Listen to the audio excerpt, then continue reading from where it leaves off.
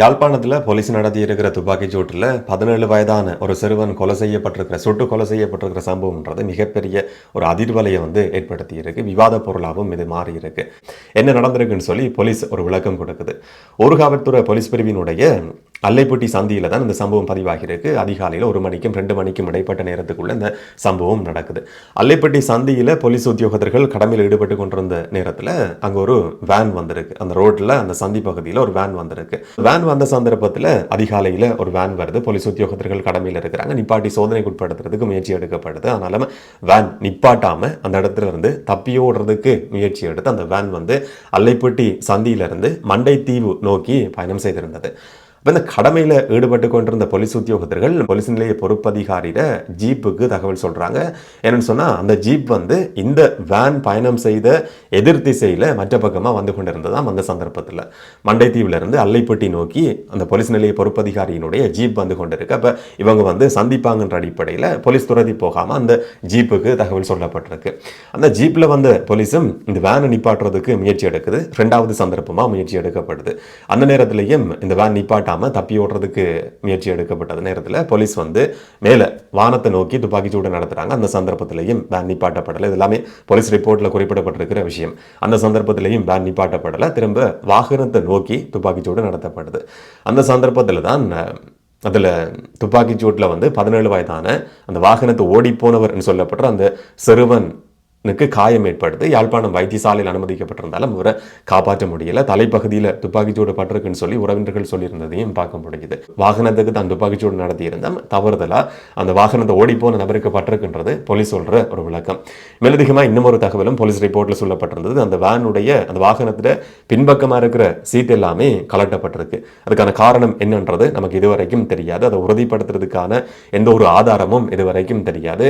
இங்கே சொல்லப்படுற கதைகளை சமூக ஊடகங்கள்லையும் ஒரு சில உள்ளூர் செய்தி ஊடகங்களில் கூட அந்த மாதிரியான சில வேற விஷயங்கள் சொல்லப்பட்டிருந்ததையும் பார்க்க முடியுது. ஆனால் அந்த மாதிரியான தகவல்களை உறுதிப்படுத்துறதுக்கான எந்த ஒரு ஆதாரமும் கிடையாது. போலீஸாலையும் வேற எந்த விதமான விளக்கமும் கொடுக்கப்படலை. இதுக்கு பின்னால் இருக்கிற சம்பவம் என்னன்றது இதுவரைக்கும் நமக்கு யாருக்குமே தெரியாது. இன்னமொரு பக்கம் 17 வயதான அந்த சிறுவண்டை இப்ப சுட்டு கொலை செய்யப்பட்டிருக்கிற அந்த சிறுவண்டை சித்தின்னு சொல்லப்படுற ஒரு நபர் ஒரு மீடியா சேனலுக்கு ஒரு ஊடகத்துக்கு ஒரு வாய்ஸ் கட்டை கொடுத்துருக்கிறத பார்க்க முடிஞ்சது. அழுறாங்க. மகன் மாதிரி நான் பார்த்திருந்தேன். அந்த குடும்பத்தையே காப்பாற்றினவன் இவன் தான். குடும்ப தலைவன் மாதிரி இருந்தவன். குடும்பத்துக்காக ஓடி ஓடி உழைச்சி கொண்டிருந்த ஒரு நபர் தான் இவன். எங்களுக்கு நிறைய கடன்கள் இருக்கு, நிறைய பிரச்சனைகள் இருக்கு. ஒரு குடும்ப தலைவனையே 17 வயதாக இருந்தாலும் குடும்ப தலைவன் மாதிரி செயற்பட்ட நபரையே போலீஸ் சுட்டு கொலை செய்திருக்கு. இதுக்கு பின்னால் இருக்கிறது வேற எதுவும் கிடையாது. போலீஸுக்கு காசு கொடுக்கல என்ற ஒரே ஒரு காரணத்துக்காக தான் போலீஸ் சுட்டு கொலை செய்திருக்குன்னு சொல்லி அந்த 17 வயதான சிறுவண்ட சித்தி குற்றம் சாட்டுறாங்க. அவங்க சொல்றாங்க அவனுக்கு 17 வயது தான், சாரதி அனுமதி பத்திரம், டிரைவிங் லைசன்ஸ் கிடையாது. போலீஸுக்கு காசு கொடுத்து தான் அந்த வேனை ஓடிக்கொண்டு வந்தவன். நேற்றைய நாளில் போலீஸ் நிப்பாட்டினதும் போலீஸுக்கு கொடுக்கறதுக்கு காசு இருந்திருக்காது, காசு இருக்கவே இல்லை. அதனால தான் பயத்தில் அவன் ஓடி இருப்பான். ஆனால் போலீஸ் தலையில சுட்டு கொலை செய்திருக்கு. காசுக்காக போலீஸ் நடத்தி இருக்கிற ஒரு துப்பாக்கிச்சூடு, ஒரு படுகொலைன்னு சொல்லி உறவினர்கள் குற்றம் சாட்டி இருக்கிறாங்க. 2 பக்க விளக்கங்கள் இப்போதைக்கு இருக்கு. அந்த சம்பவத்தில் உண்மையில என்ன நடந்ததுன்றதுக்கான உண்மையான ஆதாரங்களோ இல்லாட்டி சம்பந்தப்பட்டிருக்கிற நபர்கள் சொல்லியிருக்கிற விளக்கங்கள் எதுவுமே கிடையாது. ஒரு பக்கம் முன்வைக்கப்படுற குற்றச்சாட்டும் போலீஸ் தங்களை நியாயப்படுத்துறதுக்காக இதுதான் நடந்திருக்கு என்று சொல்லப்படுற ஒரு விளக்கமும் மட்டும்தான் நமக்கு தெரியும். இந்த மாதிரி ஒரு வாகனம் தப்பி போகுதுன்னு சொன்னா ஏன் டயருக்கு சுட முடியாம இருக்கின்ற கேள்வி முன்வைக்கப்படுற முதல் சந்தர்ப்பம் இது கிடையாது. இதுக்கு முதல்ல இதே மாதிரியான எத்தனையோ சம்பவங்களை நாங்க கடந்து வந்திருக்கிறோம். உண்மையில போலீஸ் சொல்ற மாதிரி அந்த வாகனம் நிப்பாட்டாம பயணம் செய்திருக்குமா இருந்தா, இல்லாட்டி ஒரு சில ஊடகங்கள்ல குறிப்பிடப்பட்ட மாதிரி போலீஸை மோதுறதுக்கு அந்த வாகனம் வந்திருக்குமா இருந்தா போலீஸ் துப்பாக்கிச்சூடு நடத்தி இருக்கும். அதை நீதிமன்றத்துல ஒரு காரணமா கூட போலீஸ் சில நேரங்கள்ல சொல்ல முடியும். அந்த சிறுவண்ட மரணம், கொலை செய்யப்பட்டிருக்கிறது, துப்பாக்கிச்சூடு நடத்தப்பட்டிருக்கிறது கடைசி வரைக்கும் நியாயப்படுத்த முடியாதது, ஏற்றுக்கொள்ளப்பட முடியாதது. ஆனா போலீஸ் சொல்ற மாதிரி கட்டளையை மீறி 2 சந்தர்ப்பங்கள்ல பிறப்பிக்கப்பட்ட கட்டளையை மீறி இந்த வாகனம் பயணம் செய்திருக்குமா இருந்தா அந்த அடிப்படையில் இந்த கேள்வியை நான் முன்வைக்கிறேன். நேற்றைய நாளில் இரவு ஒரு கொடூரமான சம்பவம் யாழ்ப்பாணத்தில் பதிவாகி இருக்குன்னு சொல்லி வச்சுக்கொள்வோம். ஒரு குடும்பம் கொடூரமான முறையில் கொலை செய்யப்படுது. வாழ்வெட்டு சம்பவம்னு சொல்லி வச்சுக்கொள்வோம். ஒரு வேன்ல நபர்கள் இந்த சம்பவத்தில் ஈடுபட்டிருக்கிறாங்க. வெளி பிரதேசத்தை சேர்ந்தவர்கள் சொல்லி உதாரணத்துக்கு நாங்கள் வச்சுக்கொள்வோம். சிசிடிவி காட்சிகள் வெளிவருது. அடுத்த நாள் இல்லாட்டி 2 நாள் கழிச்சு இந்த சம்பவத்தில் ஈடுபட்ட நபர்கள் இவர்கள் தான், அல்லைப்பட்டி சந்தியால தான் இந்த வாகனம் தப்பி போனது, வேற பிரதேசத்திலிருந்து வந்திருக்கு சொல்லி பேசப்படுது, ஊடகங்களில் சிசிடிவி காட்சிகள் வெளிவருதுன்னு சொல்லி வச்சுக்கொள்ளும். அந்த சிசிடிவியில் போலீஸ் உத்தியோகத்தர்கள் அல்லைப்பட்டி சந்தியில் கடமையில் ஈடுபட்டு கொண்டிருக்கிறாங்க.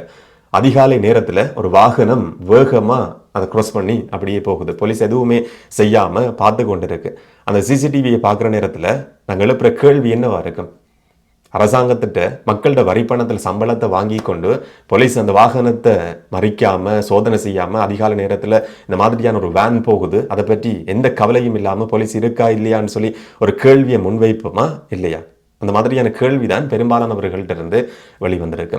அதுவும் இலங்கை மாதிரியான ஒரு நாட்டை பொறுத்த வரைக்கும் இந்த மாதிரியான சோதனைகள்ன்றது கட்டாயம் தேவை. அதுக்கான இன்னும் ஒரு உதாரணத்தையும் நான் குறிப்பிட்டேன். மாத்திர வெலிகம பிரதேசத்தில் ஒரு ஹோட்டல் மேலே துப்பாக்கிச்சூடு நடத்தப்பட்டிருந்தது.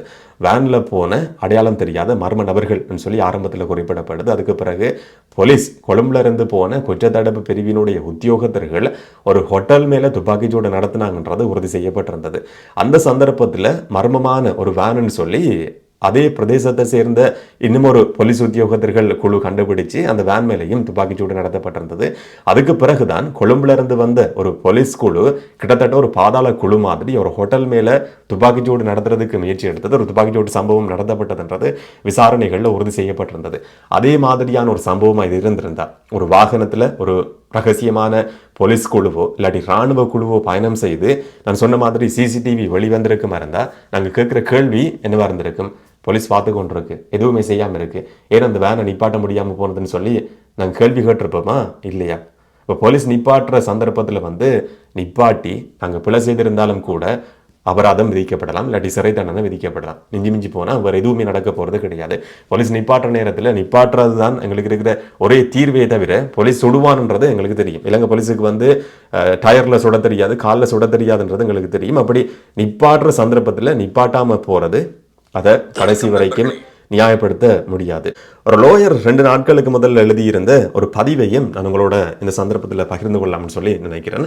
M.R. ரோஷான் ஃபிராஸ் சட்டத்தரணி அவர் தான் இந்த பதிவை எழுதியிருக்கிறாரு. 18 வயதுக்கு குறைஞ்சவர்கள் வாகனம் ஓட்டுறது சம்பந்தமா இந்த பதிவில் சில விஷயங்கள் குறிப்பிடப்பட்டிருக்கு.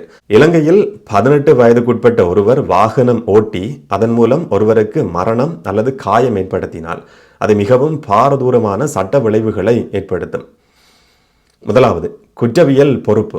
இலங்கையின் மோட்டார் போக்குவரத்து சட்டம் மற்றும் தண்டனை சட்டக்கோவையின் கீழ் பின்வரும் குற்றச்சாட்டுகள் அவருக்கு எதிராக சுமத்தப்படும். குற்றச்சாட்டு 1, பத்திரமற்ற சாரதி அனுமதி பத்திரமற்ற வாகனம் செலுத்துதல். இலங்கையில் ஓட்டுநர் உரிமம் பெறுவதற்கான குறைந்தபட்ச வயது 18 ஆகும். எனவே அனுமதி பத்திரமின்றி வாகனம் செலுத்துவது சட்டப்படி குற்றமாகும். 2வது, அலட்சியத்தினால் மரணத்தை ஏற்படுத்துதல். தண்டனை சட்டக்கோவை பிரிவு 298 விபத்தை ஏற்படுத்தி ஒருவர் உயிரிழந்தால், இந்த மாதிரி ஒருவர் வாகனத்தோடு இன்னொருத்தர் உயிரிழப்பாராக இருந்தால் கடுமையான கவனக்குறைவு அல்லது அலட்சியத்தால் மரணத்தை விளைவித்தமைக்காக சிறுவர் மீது வழக்கு தொடரப்படும், வாகனத்தோடி போறவர் மேல. 3வது, காயங்களை ஏற்படுத்துதல். மற்றவருக்கு காயம் ஏற்பட்டால் தண்டனை சட்டக்கோவையின் 328 அல்லது 329 பிரிவுகளின் கீழ் உயிருக்கு ஆபத்தை விளைவித்தமைக்காக தண்டனை வழங்கப்படும். குற்றம் சாட்டப்பட்டவர் சிறுவர் என்ற அடிப்படையில் அவர் சிறுவர் நன்னடத்தை இல்லத்திற்கு அனுப்பப்பட வாய்ப்புள்ளது. குடும்பத்தோடையும் இருக்க போறது கிடையாது. அடுத்தது, வாகனத்தின் உரிமையாளர் இதற்கு நேரடியாக பொறுப்பேற்க வேண்டும். ஓட்டுநர் உரிமம் இல்லாத ஒருவரை வாகனம் ஓட்ட அனுமதித்தமைக்காக வாகன உரிமையாளர் மீது மோட்டார் போக்குவரத்து சட்டத்தின் கீழ் வழக்கு தொடரப்படும். இதற்கு அபராதம் மற்றும் சில சந்தர்ப்பங்களில் சிறை தண்டனை கூட விதிக்கப்படலாம். சிவில் வழக்கு. பாதிக்கப்பட்ட சாரதி அல்லது அவரது குடும்பத்தினர் மாவட்ட நீதிமன்றத்தில் நட்டஈடு கோரி வழக்கு தொடரலாம். 18 வயதுக்கு குறைஞ்ச ஒருத்தர் யாரையும் மோதி ஒருத்தர் செத்து போனார்னு சொன்னா அந்த பாதிக்கப்பட்ட குடும்பம் வழக்கு தொடர்றதுக்கும் சந்தர்ப்பம் இருக்கு. ஓட்டுநரிடம் முறையான அனுமதி பத்திரம் இல்லாத போது காப்பீட்டு நிறுவனங்கள் இழப்பீடு வழங்க மறுத்துவிடும். இதனால் பாதிக்கப்பட்டவருக்கு வழங்க வேண்டிய அனைத்து மருத்துவ செலவுகள் அல்லது மரணத்திற்கான இழப்பீட்டு தொகை போன்றவற்றை வாகன உரிமையாளரை பெற்றோர் சொந்தமாக செலுத்த வேண்டியிருக்கும். ஒரு எழுதுறார் அன்பான பெற்றோர்களே, 18 வயதுக்கு குறைந்த உங்கள் பிள்ளைக்கு காரையோ மோட்டார் சைக்கிளையோ ஓட்ட அனுமதிக்கும் முன் மேல் சொல்லப்பட்ட சட்ட விடயங்களை சற்று சிந்தித்து பாருங்கள். உங்கள் பிள்ளையால் பாதிக்கப்பட போகிறவரும் உங்களைப் போலவே ஒரு பிள்ளையின் தந்தை, ஒரு மனைவியின் அன்பான கணவர், ஒரு தாயின் நேசத்திற்குரிய மகன். இந்த மாதிரி அவர் வந்து எழுதியிருக்கிறார். 18 வயதுக்கு குறைஞ்சவர்கள் வாகனம் ஓட்டுறதால் ஏற்படுற சம்பவங்கள் சம்பந்தமாக சில விஷயங்கள் வந்து அந்த பதிவில் குறிப்பிடப்பட்டிருந்தது. இந்த சந்தர்ப்பத்தில் அது பொருந்தும்ன்றதுக்காக நான் உங்களோட பகிர்ந்து கொண்டிருந்தேன். போலீஸ் நிப்பாட்டுற சந்தர்ப்பத்தில் அபராதம் இல்லாட்டி சிறை தண்டனை ஒரு சில மாதங்கள் அதுக்கு பிறகு வெளியில் வந்திருக்க முடியும். இன்றைக்கி ஒரு இளைஞன் ஒரு சிறுவண்ட உயிர் வந்து காவு கொள்ளப்பட்டிருக்கு. விசாரணைகள் என்ன நடக்கும்ன்றதை நாங்கள் பொறுத்திருந்து பார்க்கலாம். இதை பற்றி நீங்கள் என்ன நினைக்கிறீங்கன்றதை கமெண்ட்டில் சொல்லுங்கள். இன்னும் ஒரு வீடியோவில் இன்னும் ஒரு தகவலோட சந்திக்கலாம். வணக்கம்.